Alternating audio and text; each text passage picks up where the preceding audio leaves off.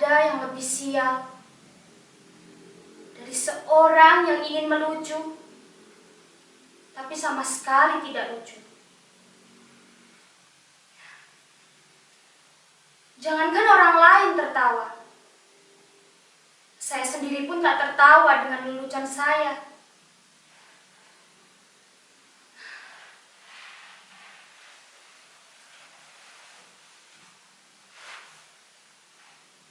Mungkin kalian menyangka menjadi seorang badut adalah pekerjaan paling gampang. Tinggal bertingkah kocak dan semua orang akan tertawa. Bila kalian menjadi saya, kalian akan mengerti. Tak gampang membuat orang tertawa. Apalagi di saat kalian sendiri tidak ingin tertawa. Lagi pula, di zaman ketika orang-orang mudah tersinggung dan marah, membuat lelucon tak segampang yang kalian bayangkan. Bisa-bisa, karena lelucon itu, kalian dipidanakan. Karena dianggap menghina dan mencemarkan nama baik. Kawan baik saya, seorang pelawak, dipenjara karena membawakan lelucon yang kemudian dianggap menghina. Dia bercerita, ada seseorang yang memanjat pohon kelapa sekitar jam 10 pagi. Dari atas pohon kelapa, orang itu mengumandangkan azan subuh. Tentu saja membuat geger orang sekampung. Orang-orang berbondong-bondong berdatangan. Teriak-teriak menghujatnya. Bahkan ada juga yang ingin membunuhnya.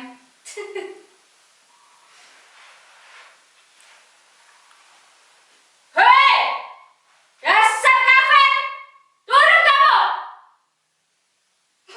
Begitulah orang-orang teriak memarahinya.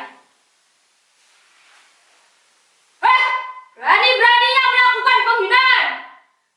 Jam 10 pagi azan subuh. Dasar aneh, kafir.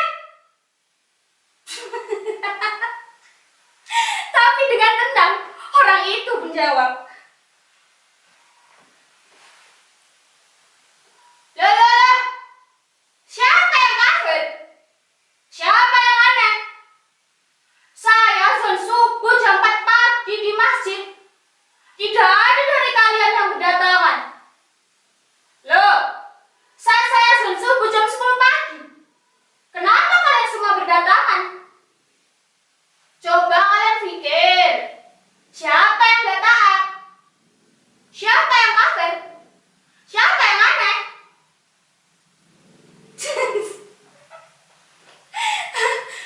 Orang kok gampang mengkafir-kafirkan orang hanya karena berbeda menjadi bermusuhan.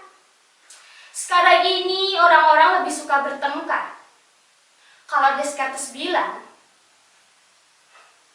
aku berpikir, maka aku ada. Kalau orang sekarang bilang, aku bertengkar, maka aku ada. Pertengkaran jadi komoditi, diperjualbelikan. Bahkan seringkali diberi pembenaran atas nama keyakinan. Ayat-ayat digunakan untuk kepentingan kekuasaan. Makanya saya bilang, membuat lelucon itu tak gampang. Dulu, bapak saya seorang badut. Saya menjadi seorang badut untuk meneruskan bapak saya. Iya, dulu bapak saya seorang badut. Nah, karena bapak saya badut, ya saya ikut-ikut jadi badut. Kan sekarang sedang ngetren. Anak meneruskan orang tuanya.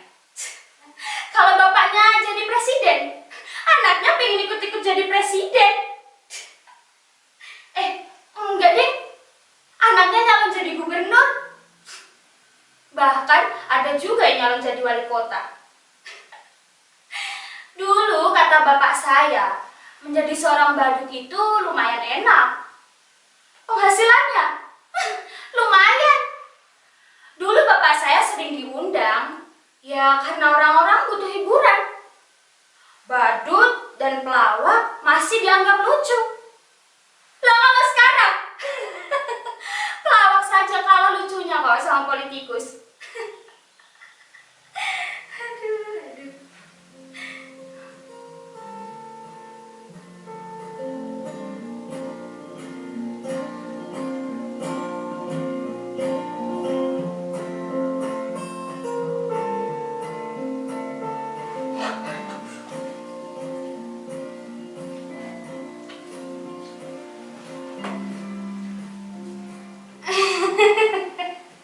Aduh, aku nggak nyangka kamu akan datang.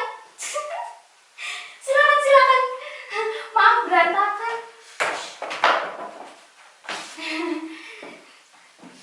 Duduklah, duduklah. Mau minum apa?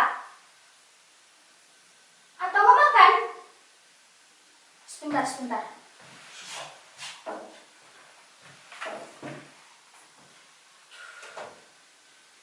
Kamu nggak haus? Nggak lapar? Oh, syukurlah. Kebetulan saya nggak punya apa-apa. Tapi bisa pesan GoFood kok. Tapi kamu yang bayar ya.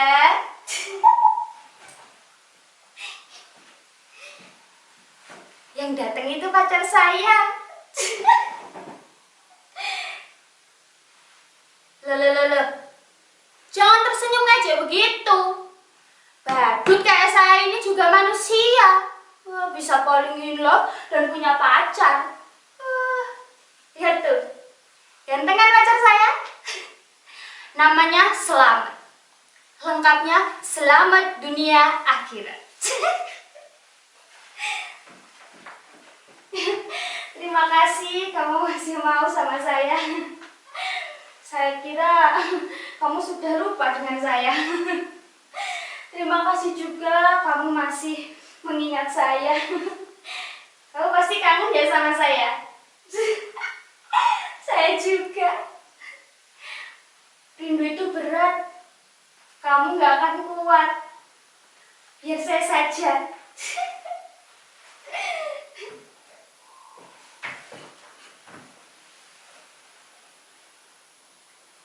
Aku kira kamu sudah gak mau sama saya.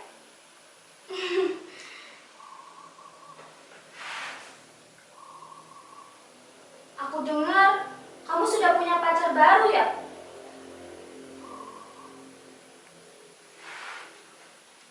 Lebih cantik, lebih kaya. Tapi percayalah, apapun yang terjadi, aku tetap cinta sama kamu.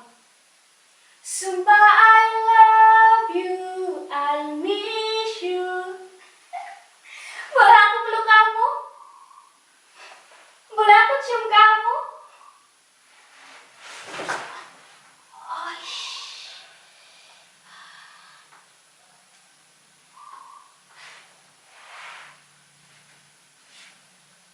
Selamat?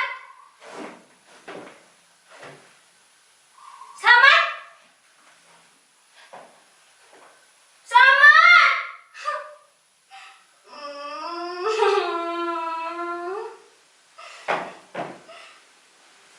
Ternyata hanya khayalan saya saja. Gak punya pacar. Saya badut jomblo.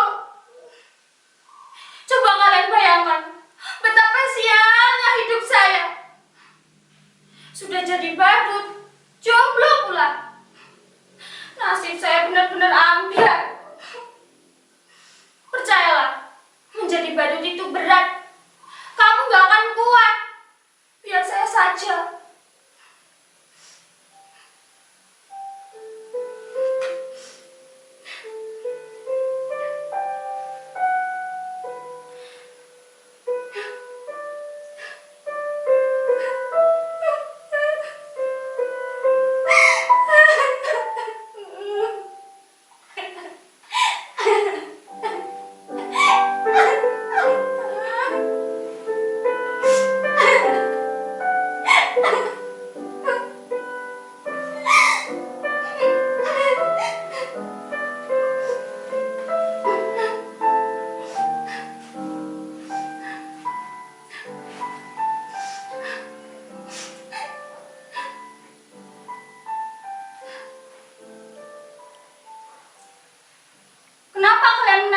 begitu? Ada yang salah dengan saya? Sudah saya katakan, saya ini orang yang sial. Tapi nasib benar-benar aneh. Nasib selalu memberikan kejutan-kejutan yang tak pernah saya duga. Kalian lihat penampilan saya. Begitu keren dan berlende. Kini saya berpakaian bagus. Tapi sebenarnya, saya ini tetaplah seorang badut. Saya tak pernah memimpikan ini. Tapi barangkali inilah takdir saya. Dulu, saya pernah diminta untuk mengisi hiburan di kampanye partai. Menurut saya, penampilan saya biasa-biasa saja. Sama sekali tidak lucu. Tapi anehnya, semua orang tertawa terbahak-bahak. Saya hanya menjentikan jari saya seperti ini.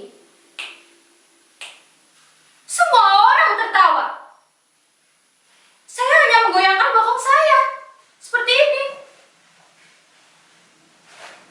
Semua orang makin tertawa. Bahkan, saya hanya berdiam diri. Semua orang makin tertawa terbahak-bahak. Mereka tertawa dengan penampilan saya yang bodoh dan tolol. Sungguh, saya tak pernah merasa setolol saat itu. Lalu, pimpinan partai itu mendatangi saya, menjabat tangan saya, memuji-muji saya. Katanya, saya ini adalah sosok yang karismatik. Saya punya bakat untuk disukai banyak orang. Dan itulah kekuatan seorang pemimpin. Ia bilang pada saya, sekarang ini, menjadi seorang pemimpin tak perlu cerdas atau pintar. Yang penting disukai banyak orang. Demokrasi membuat seorang menjadi pemimpin bukan lantaran kecerdasannya, tapi kemampuan disukai banyak orang. Semakin banyak orang yang menyukaimu, memujamu, maka kamu layak menjadi seorang pemimpin. Pendukungmu akan memujamu habis-habisan. Tak peduli kamu salah atau benar. Yang terpenting kamu disukai banyak orang. Kamu boleh ngibul atau bohong sesukamu. Yang penting orang-orang tetap percaya kamu dan suka padamu. Dan kamu punya bakat besar seperti itu. Orang-orang menertawaimu, tapi sesungguhnya orang itu menyukaimu. Orang seperti kamulah yang dibutuhkan para partai. Saya kemudian mereka dandani necis seperti ini. Didaftarkan ikut pilkada. Padahal saya nggak tahu apa bedanya pilkada dan pilkab. Tapi ada yang bilang kalau pilkab itu tidak boleh coba-coba buat anak. Sedangkan pilkada itu boleh coba-coba buat anak. Makanya sekarang ini banyak sekali anak-anak para pejabat dan pemimpin yang ikut pilkada. Saya juga nggak tahu kenapa mereka memilih saya untuk ikut pilkada. Padahal ijazah pun saya tidak punya. Tapi dengan tenang mereka bilang,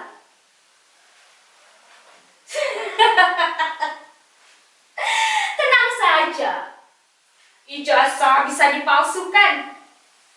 Jangankan ijazah, kebenaran pun bisa dipalsukan. Dan betapa sialnya saya. Saya menang pilkada. Barangkali zaman memang sudah gila.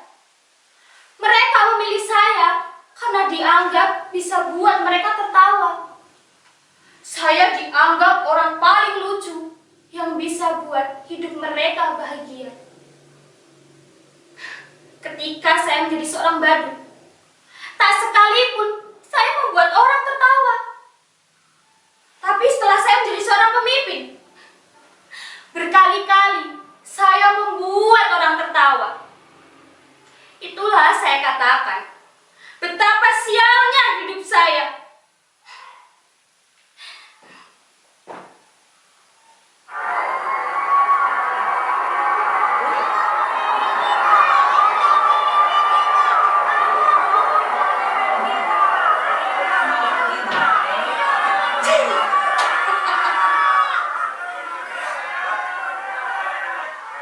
Betapa sialnya hidup saya.